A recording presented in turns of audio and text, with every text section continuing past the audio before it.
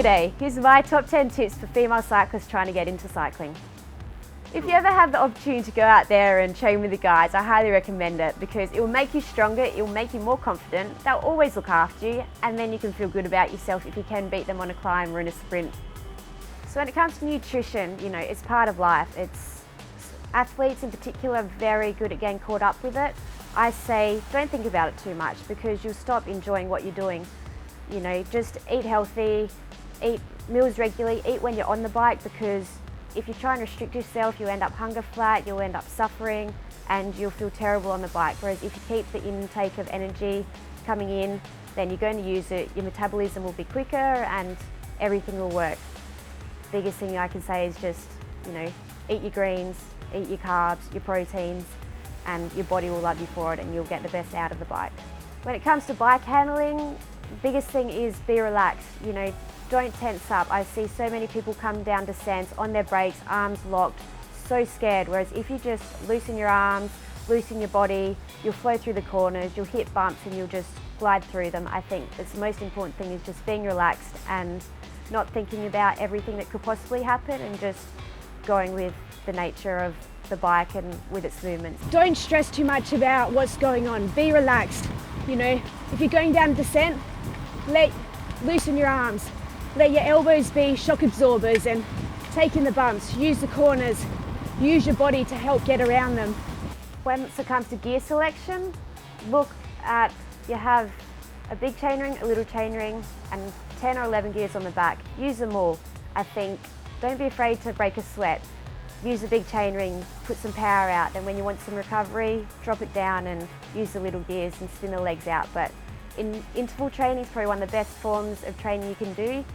You don't have to train long, but your heart rate goes up, you get a much better workout, and you'll probably burn a lot more kilojoules changing the gears and using the big chainring. When it comes to getting out on the road, don't be scared. Be confident.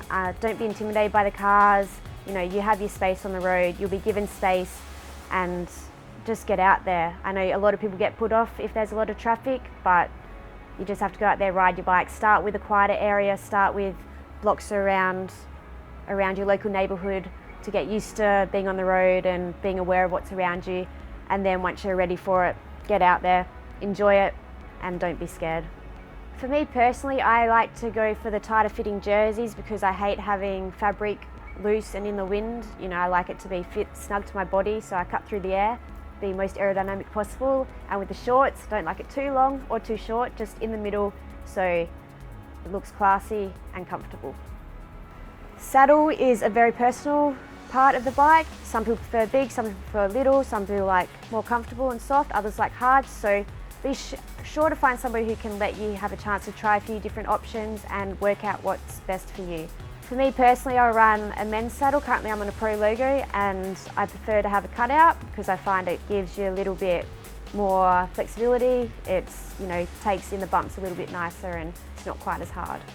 When it comes to the frame, be sure to find a bike shop that's willing to go that extra mile with the service and to be able to measure your limbs, measure your body, and to make sure that you have a frame that fits you, because the last thing you want is to have the reach that is too long, to have really high seat post and a really low frame, or vice versa where your seat post is jammed all the way down onto the frame. So make sure you have somebody that knows what they're talking about and can find a bike that's a perfect fit for you, because once again, you'll be much more comfortable, you'll enjoy riding the bike, and you'll want to spend hours and hours. Girls are notorious for just taking the bike as is and having bars that are too wide for them.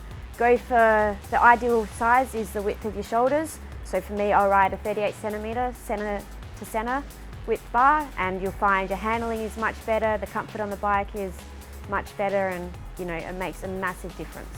One of the best quotes I ever heard since I've been cycling is, it doesn't matter how you're going, as long as you look good. If you're having a bad day and you look good, people just think you're having a bad day. If you're having a bad day and don't look the part, people just think you're a shunter.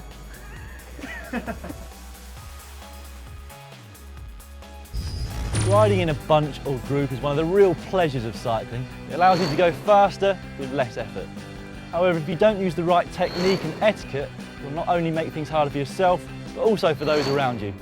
Here are a few of my own personal tips to keep you safe. If it's your first